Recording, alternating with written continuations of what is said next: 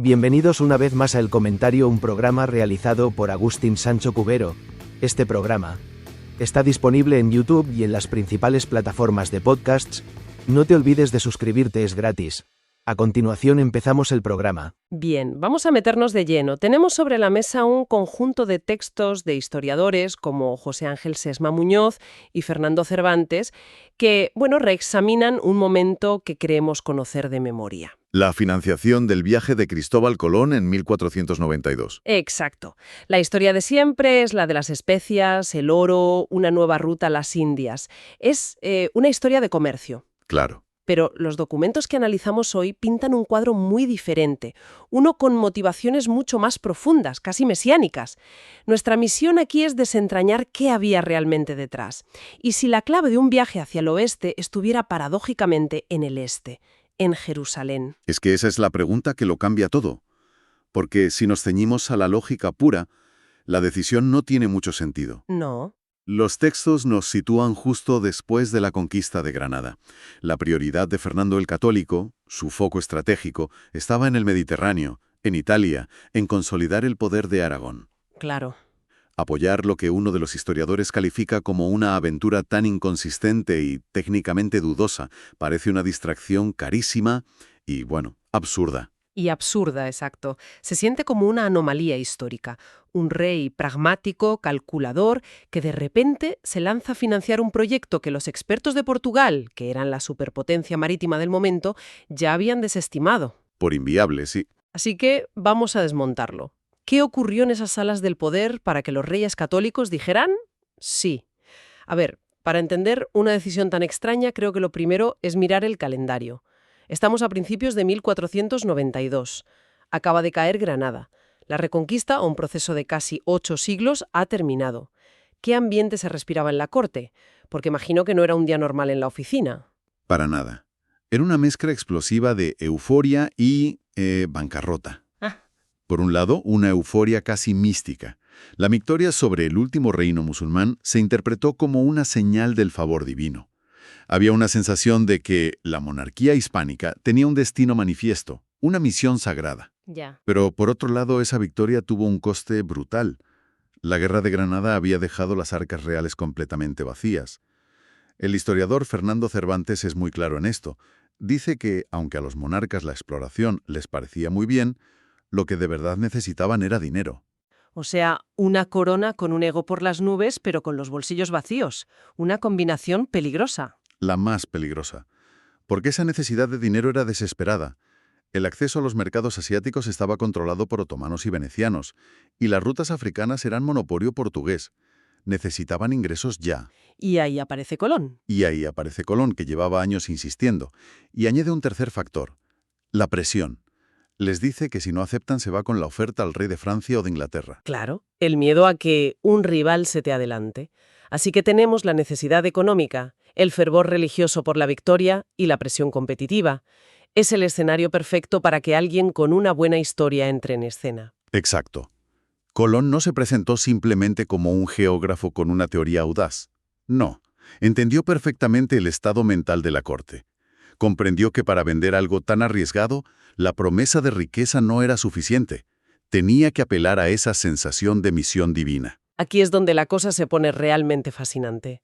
Porque Colón no se limitó a prometer riquezas. Los textos que manejamos hablan de sus artimañas místico-económicas. No les estaba vendiendo un plan de negocio, les estaba vendiendo una teología. Justo eso iba. La propuesta de Colón fue una genialidad de marketing político y religioso.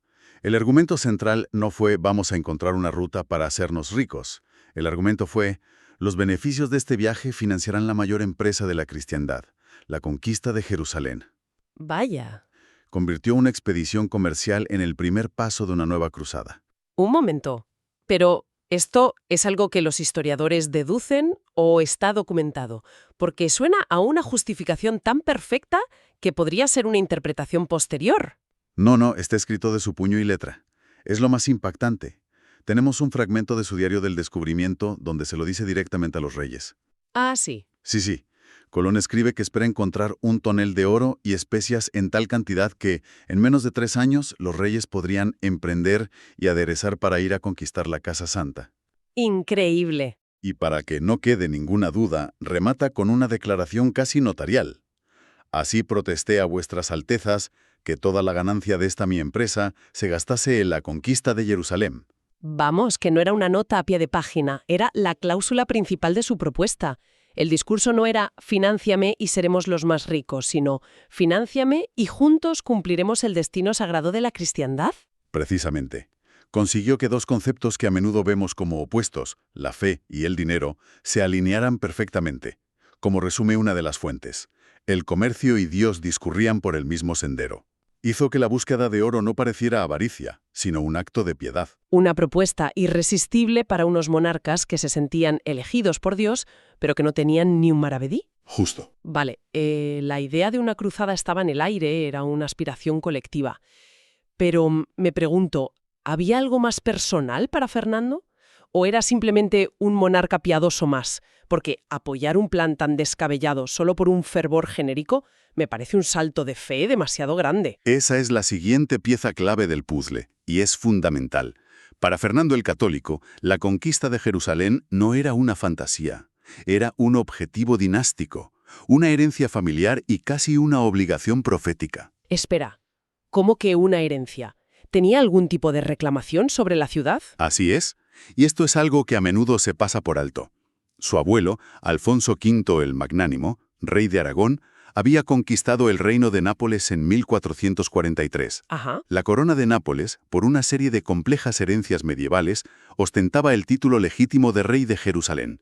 No me digas. Por lo tanto, Fernando, como heredero de la corona de Aragón y de Nápoles, era legalmente el rey de Jerusalén. Esto lo cambia todo. No es un sueño, es la recuperación de un título que le pertenece por derecho.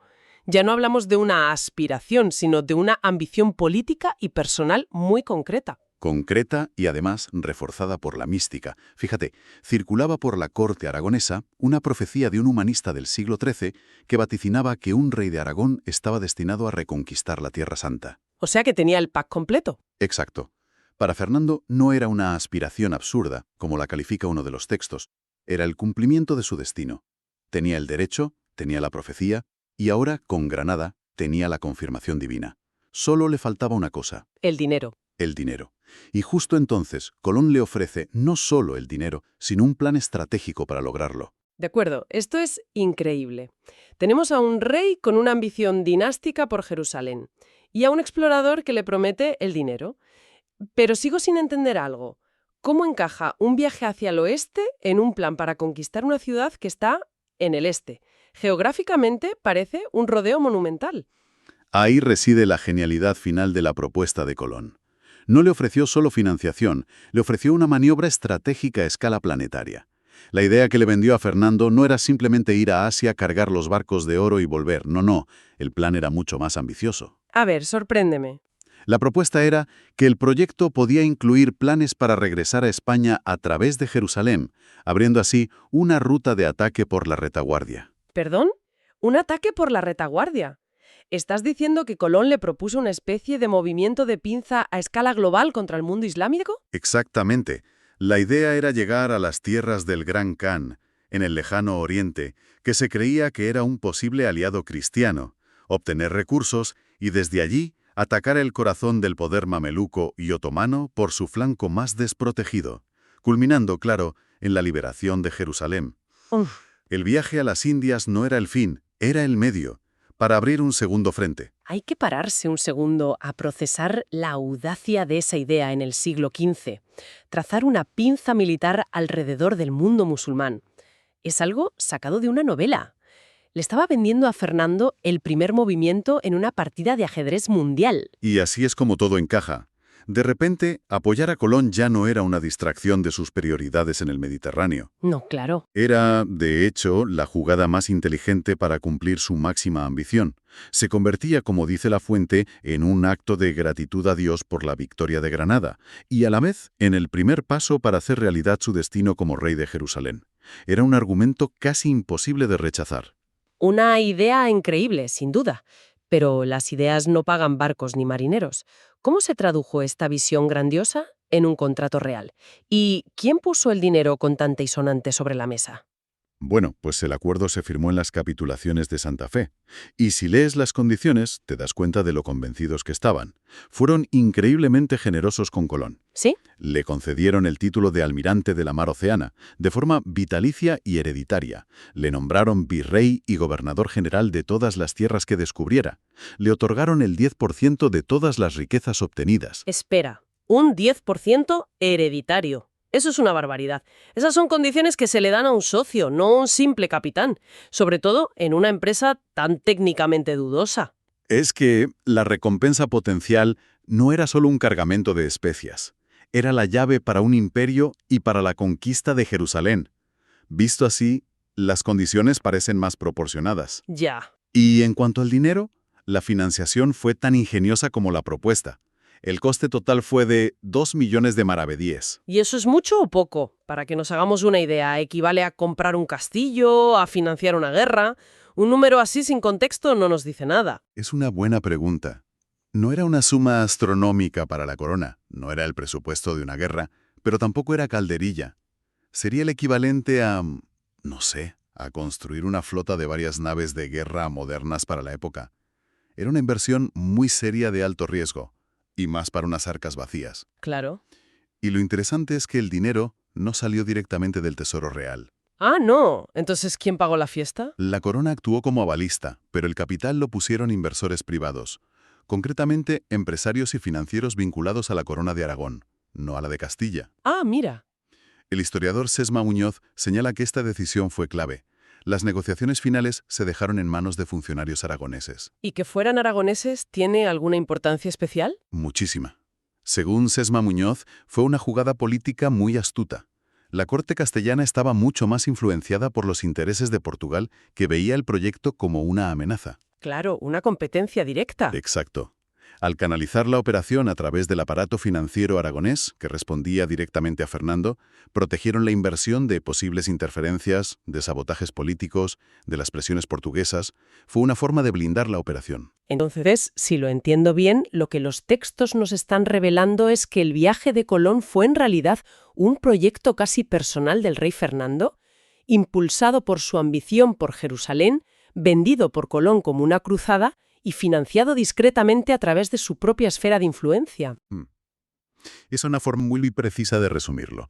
Fue una confluencia perfecta de necesidad económica tras Granada, una euforia religiosa que lo justificaba todo, la ambición personal de un rey que se creía destinado a la gloria.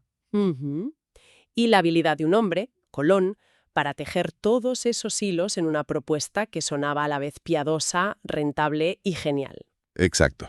Al final, claro, la llamada Cruzada de Colón no cumplió su objetivo original.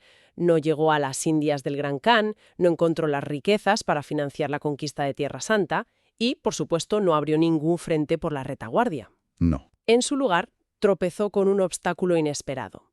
Un continente entero. Una de las mayores ironías de la historia. Buscando una ruta para reconquistar el viejo mundo, se topó con uno completamente nuevo. Lo que nos deja en un lugar muy interesante para pensar. Y aquí os dejamos con una idea para darle vueltas. Si la motivación principal de la expedición era, en efecto, un proyecto mesiánico centrado en Jerusalén, ¿cómo transformó el descubrimiento de América la naturaleza de la expansión española? Cuando quedó claro que no había una ruta a Asia sino un nuevo mundo, ¿se abandonó por completo esa idea original de cruzada? ¿O simplemente se adaptó, se transformó y se proyectó sobre los pueblos y las tierras recién descubiertas? Hasta aquí esta edición del programa del comentario, un programa realizado por Agustín Sancho Cubero. Este programa está disponible en YouTube y en las principales plataformas de podcasts. Hasta la próxima edición del programa. Muchas gracias. Dirección y realización Agustín Sancho Cubero.